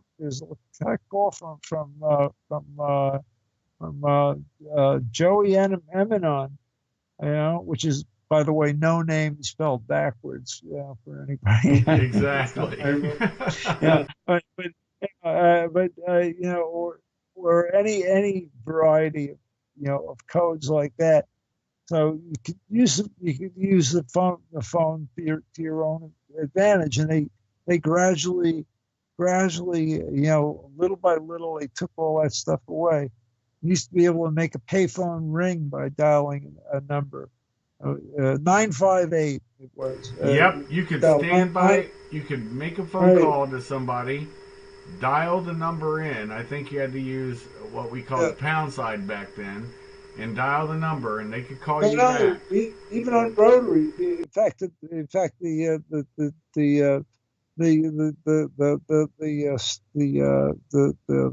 The star and the pound. The star was 1-1, all right, and the Yep. pound was 0-1, all Yep. right, and the operator switchboard had two special tones that they would use to switch to trunk lines. I don't Yep. want to get into phone freaking right now, but if you knew enough, you could go to somebody's house, pick up their phone, all right, dial a 3-digit code, and shut their phone off. And depending on the fourth digit you dialed, that would be the amount of time it would pick it up. There'd be no dial tone. There would be no circuit at all. Nothing. Okay. Yep. You could go to somebody's house, pick up the phone. If you didn't know the number, you could dial another number. All right. There was another number you could dial, and it would tell you the Tell you the phone number number you that you're called from. dialing from. Yep. Okay, Yep. and but now, right, and also when the phone rang, you didn't know who it was. Caller ID was only introduced in the mid '90s, really for everybody, and you had to have a special box for The it. You code answering your phone or the right, answering right, box or whatever. Well, yeah. right. All right, you plug your RJ11 jack into it, and another one came out of it, and and go into your phone, so you could see the telephone number that was calling you. It used to be when I was a kid and when I was growing up, well, and through most of my adult years, we didn't know who was calling. The phone would ring, and it was a surprise every time. You know. Yep. Yep. It was like, You could also let a phone ring for as long as you wanted. It didn't cut off after 32 rings or 8 rings or 16 rings. hence the name Yeah, of phone ringing off the hook. Uh, exactly. the funniest thing that you brought up that I so identified with, I was thinking about it back in the day, um, where you're able to call for a collect, and a collect call was cool. You'd always accept charges because all you'd do is be like, well, that cost me 50 cents, and you drop 2 quarters in somebody's hands. You knew you owed them 50 cents. You know, Yeah, yeah. and so there was But no guilt, even if they didn't accept it. Well, if they didn't accept the call, there was no charge. But if there was a charge, there's no guilt because even if things went different or weird, you still gave them the money for that collect call and transaction complete. right, but the thing is, they have to accept Right, right. the call. Yeah, if you're calling from a payphone, you'd get your dime back. It used to be a dime call Yep, when yep. that was happening. But the idea was you could call somebody, and the operator would deliver a personal message to that person in code. All right, Yep. and all I had to do was listen to the operator, all right, and decline to accept the charges and hang up. And you got your message there for free. Yep. It could be You know what I'm whatever. saying? Yeah, it could be Yeah, whatever. I'm gonna meet you at yeah, Joe's Steakhouse. I'm gonna meet you right, at right, Vinny's. right. I'm gonna Yeah, meet you at Vinny's Spaghetti Warehouse. You can right, go yeah. wherever. It's just a matter of using the right name. Had a list of names, and you have a list of names, and you flip open We're your talking a lot of old school black bag shit that they don't even teach anymore. yeah, I know it's a shame. I remember the first when I was in well, I skipped second grade. When I was in third grade, they had a telephone company representative come in there with the rotary switches and everything, and they explained to us how it worked, and they set up 2 telephones one on either side of the classroom, and everybody got a chance to call the other one, and you had to say, "Oh, this is the Emanon residence, Joseph speaking." That was the correct way to, All the proper, correct way yeah. to answer. Yeah, yeah, yeah. Call etiquette. How many times you let it ring? 3 to 5 times. I remember them telling us 3 to 5. You let it ring 3 to 5 times. Don't answer it immediately. You know, because sometimes it would come up the circuits if you pick up on the first ring. So you'd let it ring 3 times or 5 times, and then you wouldn't let it ring more than 7 times. So it's it was a weird kind of etiquette that people don't understand these days, Here's and here's how especially kids. here's how You know, hayseed I can tell you I am. I remember this is in the '70s. Uh, yeah, my one aunt who died in late '70s and uncle, we'd be over there. They weren't real family, but they were good people. And I've talked about them on my show numerous times. Probably talked to you offline about them a lot. But they were funny, cool people. Anyways, they still had the old crank phone, and oh even yeah, even in yeah, Columbus, Ohio, the capital city, operator would come on, and if there was a number, you gave them the number, but they were still using the N8 EQ in the name, and they would be able to hook you up. I mean, that's we're talking early '70s, man. When I was still a young child. It's crazy. Yeah, and if you wanted to place a long distance call, you would call up and you dial the operator. Yep. You give them the number, and the operator would place the call, and then they would, when it connected, they would call your phone and then connect you together. And back in my phone freaking days, we figured out a way.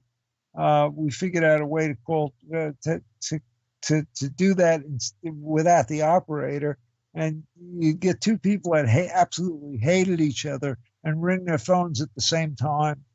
No, you called me. No, you called me. No, you called me. You could be listening to it. It was funny as hell. Listening to the argument, yeah. Yeah. No, you called me. That's the joys of the party line. And that's what we've lost. But the funniest part about that is I remember that we're going into the 80s now, almost into the 90s. I remember you could call a number overseas, numerous numbers, there were several. This is all black bag shit they don't even have anymore. Or if they do, they're not teaching it. But you could call a number overseas, and that number would make the call for you. And so there's no traceable way it comes back to you. Right. And now you've got it through the internet, but it's not the same. It's just not the same. Yeah. Because you can do it from a payphone, which is totally divorced from you. You can drive across state lines and do it. You know? So, I don't want to get into a phone freaking show, but there's different types of there's red boxes, there's blue boxes, there's black boxes. You'd be able to fool a payphone into thinking that you just dropped 5 quarters in just by pressing a button and holding it up to the mouthpiece of the phone at one time. You know, that's a red box. All right, you know, you just every time you hit the button, it would send the 2 tones for a quarter through. You know, and you just hit it 5 or 6 times. You have $2.50, you know, credit, you know, blah blah blah, and you know there would be a recording. I think the last place that you could use a blue box, which was basically you dial an 800 number, you send in a tone of 2600 hertz, and you were the operator. You controlled that trunk line. Yeah. And we used to use Sheridan motor because it was all over. You could call China. You could call any place. Japan. Right. Unlimited. You know, I still remember the number, 800-325-3535. That's right. And before as soon as it started ringing, but before somebody picked up, if you sent in a tone of 2600 hertz, you were the operator. It would disconnect that circuit, and you control that trunk line. You could get 24 people on that line in a matter of minutes. I got busted for that, you know, in 1981. We don't need to get into that there, Captain. We don't need to get into that there, Captain Midnight. We don't need to get into that one. Yeah, no, I get into a lot of trouble. Oh God, oh my God, yeah. I built a blue box for somebody one time. It was my ex-wife's friend's boyfriend. He wanted it for his older brother, so I charged him, I think, $150 for it. You know, it cost me $20 in parts, and but I didn't know he was calling Columbia, and that they were tapping that dragged lines. You into a whole mess. Oh yeah. I had to testify and stuff. It was a real, oh my God. I got into a lot of trouble with that. I was scared, but you do things like that when you're When you're younger. young, you do Yeah, stupid shit. You cra- play stupid crazy. games, win stupid prizes. Yeah, but this whole thing with cell phones and with the reduced, the ever dwindling supply of payphones. Okay, even they used to call them COCOTs, company-owned coin-operated telephones. Yep. Um, you with the dwindling supply of them, people are becoming, you know, even though they think they're more connected to people, but they're giving up their privacy. They're giving up their Yep. right to privacy. They're giving up one of their constitutionally guaranteed rights. All right, you know, um, this what we're discussing right now will be available 50 years from now. I have no doubt if we're still around 50 years from now. Um, if we don't get nuked. Um, um, but it was not always like that. A phone call was, if it wasn't on a party line, a phone call was private. Yep. Unless the Yep. operator decided he was bored and didn't have anything to do and wanted to listen in. Or there You was a know, constitutionally allowable warrant to listen exact, in by an agency exact. that needed to. That's right. That's right. But for the most part, for ordinary people, right?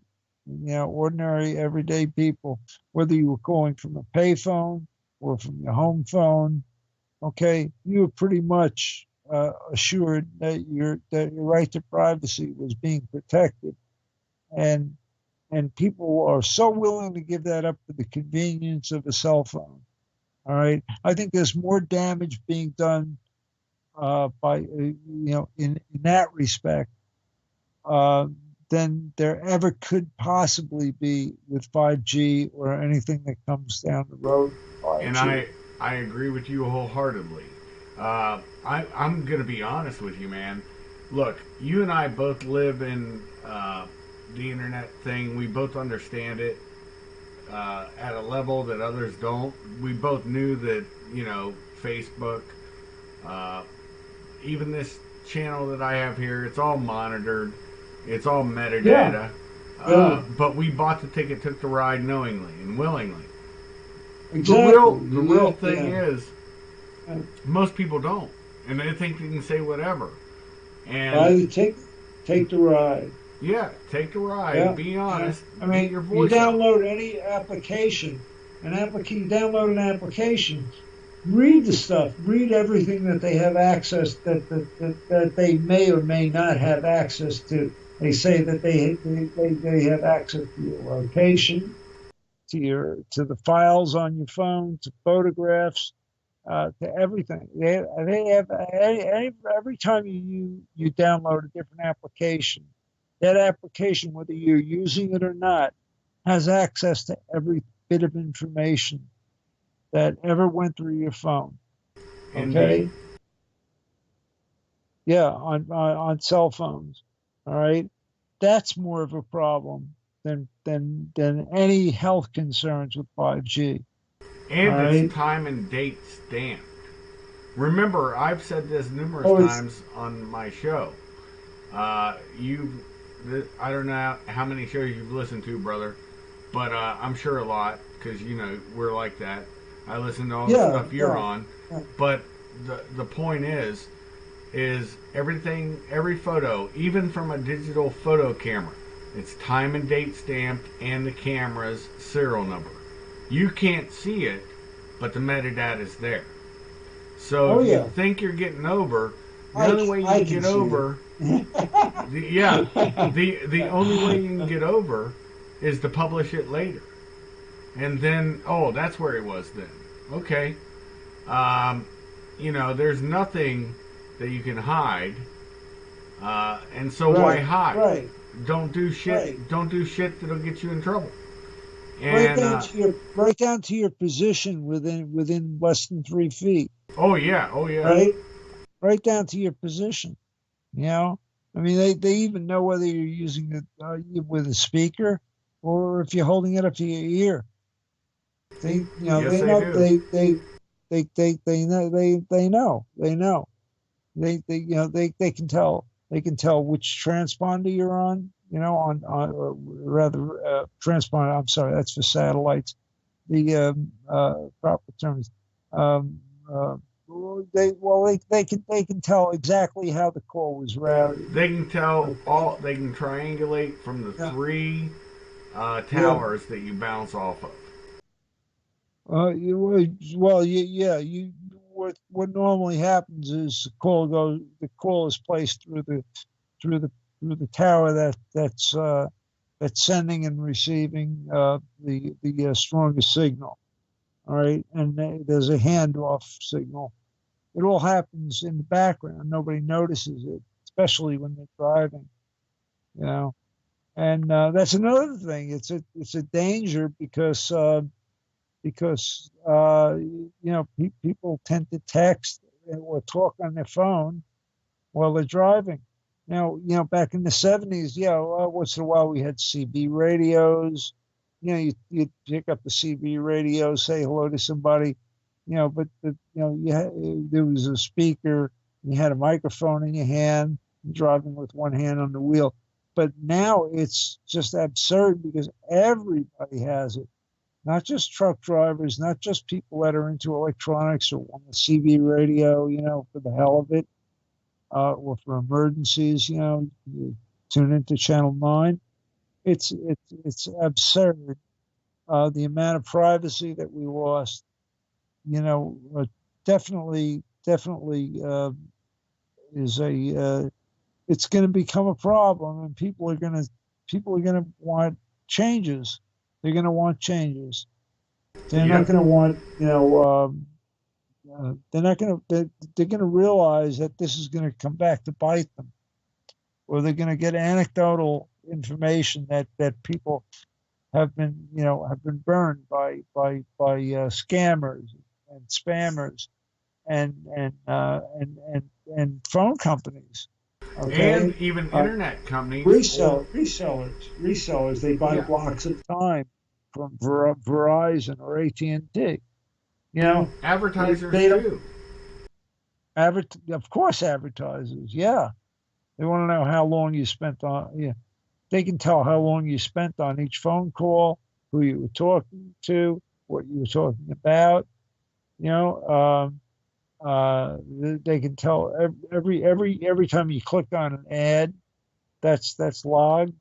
Okay, every time you post something, it's there You bought forever. you bought Okay, something from eBay. You bought something from Amazon, whatever. right, And right. Facebook was data mining, started by the CIA. You and I can. Fortunately, this is how far back we go. Before Carnivore, we go back to Trailblazer from SAIC, that was a failure, and Yep. never really got fielded. But parts of it did when you look at Prism, which, everybody thinks like Carnivore is still active. No, those things have all been canceled because of the necessity of having to do it when they get discovered. And same with Prism, something replaced it. Um, Right. Right. It's so, still available to them, but yes, they just renamed yeah, it. And yeah. that's the deep state. I mean, everybody wants to talk about, and you think Facebook and all this stuff that we do, even YouTube. But here's the thing, folks. Don't be afraid of it. Just know that it's there and watch what you say. Not watch. You can be edgy. You can say shit, piss, fuck, cunt, cocksucker, motherfucker, and tits. You can talk shit about everything. George Colin. Yeah, exactly. Yeah. I call back to all that because I believe in freedom of speech. But when you threaten people, when you dox them, whenever you do this stuff, there are real world ramifications that can happen. Oh And yeah, yeah. that's the thing that a lot of people don't see. And it's caused, I think, the anonymity of the internet, or people's egos because they have a show or whatever. Who knows? Um, there's a disconnect that they think there's no real ramifications. But you and I both know, having dealt with the different agencies we've dealt with, that sometimes those ramifications aren't instant. They have years until the statute of limitation runs out to get your ass. And they will take those years for that locked ability to put your ass in the pokey. And that's reality. Your thoughts? I posted a picture which has been posted hundreds of thousands of times, I'm sure. I mean, I didn't make it up. The best memes aren't created; they're borrowed. I had one of, and I know, don't take offense at this, but it was a picture of Trump blowing his brains out. Okay, and on the bottom, I mean, he was pulling the trigger. He had the gun up to his head. It was a cartoon. It wasn't a photograph or anything. And the caption read, "Make America Great Again." And you see blood and guts coming out one side, and the flash of the gun on the other side. And I got a visit from the Secret Service, along with a like the day after I posted it. And I said, listen, I'm not threatening anything. I'm just putting it up there. All right. He's pulling the trigger. I didn't create the thing. It's been, it's been posted everywhere, so go away. And they did. I mean, the girl, it was a young black girl, and they had to have somebody from the local law enforcement also. This pissed off looking detective. She had to visit like 5 other people on my street that day. All right, because for similar things, but they take this stuff very, very seriously, and they find you right away. They know they had printouts of what I posted. Well, they right? take it seriously, as they should. But here's the thing: in this culture that we now live in, it's a snitch culture. See something, say something. It's also, they're on Facebook, YouTube, all this stuff. Oh yeah. And I happen to like Bush. It doesn't, or Bush and not the end of Bush, but the beginning and the middle and part of the end, until I saw where things were going. I like Trump, but see, this is where we're not going to disagree. You're right to do that in sarcasm, a cartoon. That used to be, I don't know if you remember an old paper that used to come out called The Spotlight. You may think it's BS or whatever, but that paper had a right to do that. And I don't know the history of that. I've never heard of that. Well, The Spotlight was an interesting paper. And then you had the National Enquirer. If it wasn't for the National Enquirer, the mess on the dress that made Clinton confess would never have come out. Everybody forgets that Drudge is nothing more than he gathers all these stories and he lets them out to the people. And Monica Lewinsky having the dress with the semen on it came out on Drudge. But it was from the National Enquirer. The same people that say aliens raided my uterus. So, I mean, you remember in Men in Black, and you're going to get a kick out of this just like I did, and we're not going to go in depth on it on this show. We might another show. I only saw one of the Men in Black. The first one?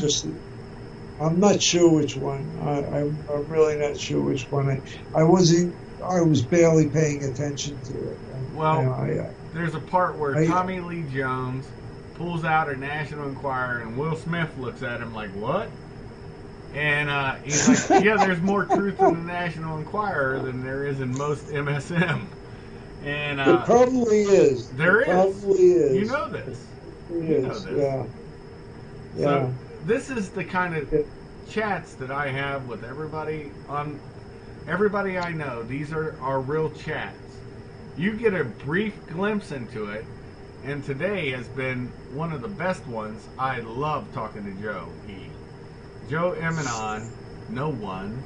Just like me, I'm no one, but I use kind of my name. But the fact remains is that we're real ass dudes, and we will put our voice and our name to what we say, and you guys get it unfiltered. And guess what? Yeah. I didn't edit Joe. It won't be edited. Joe will tell his truth. I'll tell mine. And guess what? We're not going to lie to you, because that's not what we do. We have I just remembered the number to dial to shut somebody's phone off was 380. Yep. And one to make it ring was 780. Yeah. I'm sorry. I didn't mean to interrupt you. No. I totally get it, brother. I mean, I want you to keep going, because this is old. Look, I'm telling you, even intelligence agencies now are not teaching that shit, because why do you think they're taking down payphones? Because now there's a lesser amount they have to observe, and there's less people that will use them, so there's a greater chance of getting fingerprints off the handle. Don't think this shit's not by design, brother. Yeah. Fingerprints, even DNA. Yeah. Right? The spit out of your mouth. Yeah. The oil from your skin, an errant hair. Yeah. One never knows, do one? Well, we do. We do, but most people don't. But there's a big difference. Anyways, the point is, it's always awesome talking with you, brother. I feel like it's almost like we tripped down memory lane. You're a couple days older than me. If you want, you can say your age, but you don't have to. I'm not an age. Early 60s. There we go, baby. Early 60s, yeah. So we're not even a generation completely removed. But, like I said, he's an awesome dude, and I'm glad this is his inaugural, because he spoke truth to power on a lot of things tonight, folks. And I mean this. We'll probably continue this conversation. Is there anything, and I mean this because you've been on the channel WPRPN with Jaffe and everybody with us for years. We've known each other. I didn't even know there was a show. I didn't even know it was Tuesday, to be honest with you. All of a sudden, it just started ringing, and I hit join call. Yep. And there it was, and I'm like, are you guys ready? And I'm like, what? Ready for what? I was just on a show Friday till 4:30 a.m. on the after show. And all of a sudden, I'm like, wait a minute. Did I agree to do this? Well, I don't feel too bad, so what the hell? I'll go on. I'll go online. Hell yeah. What the hell? But is there anything you want to pimp? I mean, free? No, I don't. I'm not selling anything. I'm not buying anything. No, I'm talking about UFO political prisoner. Is there anything you want to? Well, mention? I was advised, but John Ford is getting a raw deal. I was advised by his legal counsel. I'm his power of attorney, so I handle his finances and so forth. But he doesn't belong where he is. He's in a mental institution, and I think I'm one of his longest standing supporters. And I try to make sure that he's being treated. Let's be clear to everybody. Let's be clear to everybody who doesn't know this story, that John Ford is actually a friend of yours, in the meat space. And he's a good man, and you saw what happened. If you want to give a brief description of what happened, feel free, brother. I'm gonna pass on that, because I was advised by his counsel that it could put him in jeopardy. Okay, then don't do You it. know, this Cool. physical danger. All right. So I really don't want to do that right now. When I get the go ahead, you know, we're gonna. I promised Jaffe would do it on his show, and I would love to have you join us on there and ask any question that comes to your mind. As soon as I'm free to talk about it again, you know, that would be great. But the Understood. thing is, I don't let my friends, I don't let people that I know haven't done anything wrong. I don't let them flounder. Okay, you know, I Well, don't that's expect the same from everybody, but I'm just like that. You know what I'm no, saying?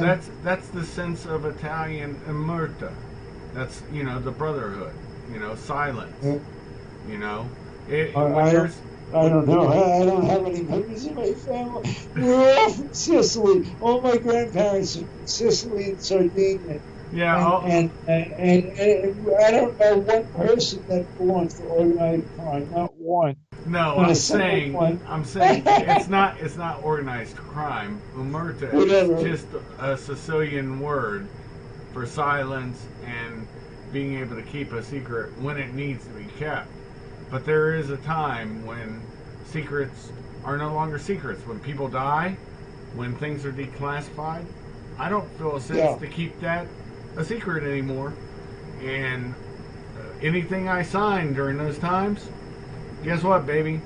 If somebody outs it before me, I'll talk about it if I know about it. Yeah. And that's Yeah. that's freeing because if somebody bangs on my door, comes in late at night, and wants to act a fool, in court we'll work it out. And guess what? They'll be wrong because I'll be able to point line and verse. This is where it was said first, not by me. And all I did was confirm Right. it. Yeah. And let them try to summon me back from the grave if I say something. Right. I've had to sign Exactly. confidentiality agreements, the non-disclosure agreements. You know, the DD60 and the DD66s and so forth. Yep, the NDAs. Yep. I yeah, but they put special codicils on, for certain things that I worked on that I wouldn't ever talk about them um, till the end of time plus 1 day. All right. So I'm into some pretty hairy stuff where I was. All right. I'm retired now. I'm minding my own business. And, I don't go, shelving out information. No, no, Uh, no. But you can you know talk what I'm about what you saying? can talk about. Right. Yeah, No, yeah. I I'm the mean, same way. I don't go in five depth. 5G and the history of cell phones and cell phone technology and the tinfoil hat wearing purveyors of doom. I just want to get it straight. I mean, I know the math, I know the science, I know the results. I've been involved in studies. I've done studies. I know the stuff right down to the molecular, to the submolecular level, to the quantum level. Okay. And I'm telling you, 5G scare is just a boogeyman. Fear porn. Okay. It's fear porn, and I don't allow fear porn on my page. Okay. Uh, And yeah. every time I see one of those things, it scares the hell out of me. Just like like with the vaccines, I know that the mercury is not bioavailable. It doesn't get metabolized. It's a carrier. It's designed to knock down the ability of the weakened virus to get any stronger. Okay. And if I say something, if I don't know something, I just say I don't know. Okay. Or Same I'm here. not sure, or I Same here. haven't read that, but I know that for sure. All right. One thing I'll Uh, say and on Mercury, I remember this as a kid. Mercury, lead paint, the big scares of that shit. yeah. One thing I'll say on Mercury is I remember my mother's father he had in his garage a piece of plywood with a train, and I'd be able to play on it. And I soon discovered he had like a mason jar worth of mercury. And I could Wow. pour some on that mason jar and make lakes in the middle of the train area, right? And I would make lakes, put my Cool. finger in it, play with it, you know. Some of it would Yeah. fall out on the floor, the dirty floor, and you know how mercury is with dirt and all that stuff. So, anyways, Yeah. it is what it is. But then I'd Oh, try to I've put it. I've done that too. I probably had mercury in the Yeah, system, yeah, but it hasn't really bothered me. me either. And I'm going on 51. Yeah. But that's the thing. Look, I'm not a serious anti-vaxxer, but I'll say that I did not get my son all of the vaccinations when he was young, but he got all the vaccinations when he went in the Marine Corps. And I Right. just think it's Right. something that should be done when they're closer to at least over 14 to take that decision themselves where they have some sentience and Yeah. and they can't be coerced. I mean, you know, at 14, you and I both were young men. Your father's not. Your father's probably the least person you're going to listen to at 14, and same with your mother because you're fighting back against everybody. But Oh, I was actually a really good kid. I not read a me, lot. not me. I was a little prick, Yeah. so I'm not going to I, lie. in fact, they used to get concerned because if they didn't hear me making any noise, they didn't know what was going on, and I was usually reading a book. You know, I was I a would do bookworm old. too. Yeah, I mean, I used to. What I used to do is I used to get the textbooks and memorize them, and then just they had me on. When I came out, uh, I was actually born in a different state. I came out here. I went to kindergarten, which was like first grade in New York State. It was an all-day thing. You learned how to write, how to read, the alphabet, everything, and it was the same. So I felt like I was repeating the thing, and I was reading, fourth grade, fifth grade level. And so they jumped me a grade. The doctor put me back then. This was like in the early '60s. They put me on methamphetamine, which was supposed to cure ADD. I was diagnosed with a attention deficit hyperactivity disorder, and that stuff it didn't work. So they kept me on an adult dose of Librium for the entire school year. One before I went to school, one I had to go after lunch to the nurse's office, one after dinner, and one at bedtime. And I think that knocked my IQ down. I think that did a lot of damage, and it's probably why I'm fairly dependent on benzodiazepine now. Well, my son died, so I was prescribed it, and you know, but you know, things are not like they used to be, and they never will be. Well, I'll tell you from the circa 1973, 72. Yeah, That was when Ritalin was first being pushed by teachers, the real drug dealers, and right. because they wanted to make boys more like girls, quiet and calm. And I was fortunate to have two Italian. You know, my mother's German, and so is my family on her side, which is what I grew up with. I never met Rocco D'Asenzo, my father. Don't really give a fuck about him, but I do believe I got things from him. I definitely know I did in certain aspects in what I do for a living now, just because lines matter to the government. You know this too, Joey.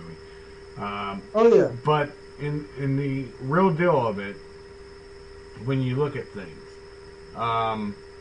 Dr. Zarelli and Dr. Santangelo both looked at my mother. Well, Zarelli was the one during this day, but she's like, the teachers want him on that Ritalin.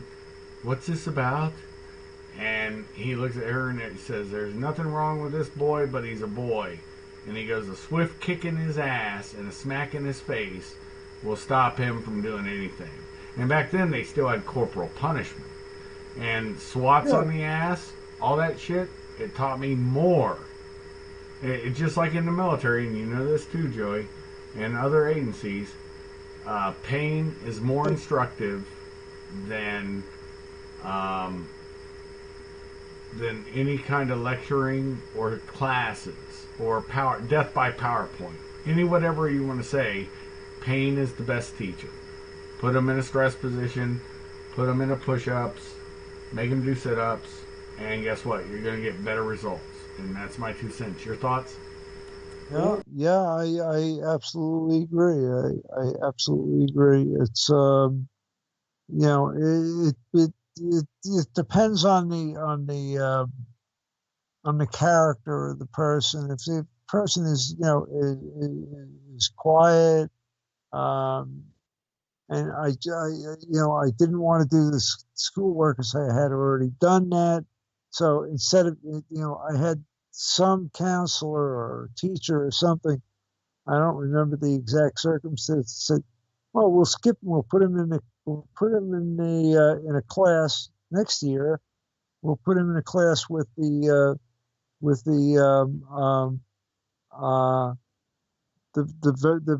very smart second graders and the very slow third graders. They had a class. So I went from first grade to third grade, and then the next year it was fourth grade. So I graduated when I was I think 17, something like that. Graduated high school. But I mean, when they put me back then, they didn't have Ritalin. They put me on the methamphetamine, which made me worse. I was just a naturally quiet kid, and I liked to read, you know. So, and I got bored easily. That's all there was to it. So, so they said, well, we got to slow him down a little bit, you know. So the 25 milligram Librium will definitely slow you down when you weigh 40 pounds or 50 pounds. Right. You know? And I think it caused a lot of problems, for me. I would agree. I would agree. I don't want to get too personal on that, but that was the thing back then. This is a panacea. They had the benzodiazepines. Librium was the first, and then they had Valium came out in 1962 or 61. And then they had all kinds of isomers of that, But it's brother. It's always a panacea for everything. SSRIs now. Vaccines. 5G. Everybody has something to blame, except we only can blame ourselves. If we fell, this is the major point of my channel. I know you've listened to it enough to understand it, but the major point of my channel is to make our children better than we are. It's kind of the way I was raised. I was told by my mother when she smacked my face one time, and she said, my job is to make you go a little further. And my mother, honestly, was a high school dropout who got her GED later. She was a barmaid in our young life, my twin sister and I's young life. She was an epic woman. She raised 2 kids. Even her boyfriend, as abusive as he was, he made me a better man. And her job was to make me a better man. She just didn't know how to do it. Her boyfriend, which common law was my dad. They were together 26 years. She died, and he died a month later. So he definitely loved her. And I respected him by the time I was 17 and in the Army. But, he was a very staunch believer in it wasn't just smacking or kicking a swift kick in the ass. He liked to try to be a little more tough. and that's fine. We had our time where I called the old man out and I won, and then I had to go. Um, but that doesn't matter to me. It's all water under the bridge. The point is, uh, our job is to make men better men, not let them be Nancified and be made into little girls and convinced they have to cut their cocks off and turn into vaginas and taking drugs to make them passive, because we need strong Americans that disagree with each other but don't have to be disagreeable. Exactly. Exactly. And that's a big problem with this country right now. You know, too many people want exactly their own way and nothing else.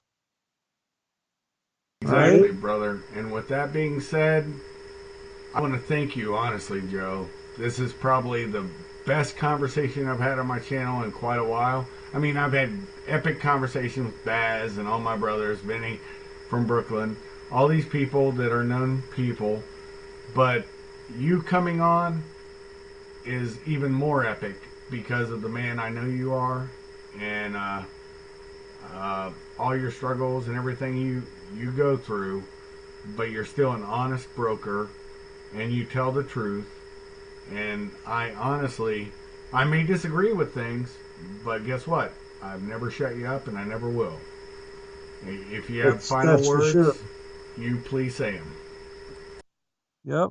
I that coming from you, that's a badge of honor. I wear that as a badge of honor. Thank you, brother. I mean, I Right? meant every word I said. Okay. I guess we should call it We'll a call it night. a night. I'm Slept gonna stop it. before something in the morning, and Yep, I'm I gonna. don't think I slept yet. I haven't either. I'm going to stop the recording here in a second, and I'll do my little outro. Thank you, folks. You got another little peek into Kaiser's Castle, and you've met another one of my friends that I think's an epic man, and I will always believe that until my dying day. Thank you for sitting on my big orange couch, sipping your coffee, tea, your soda, or adult libation. And with that being said, I'll slowly raise the drawbridge as you guys meander on out. Shuff out.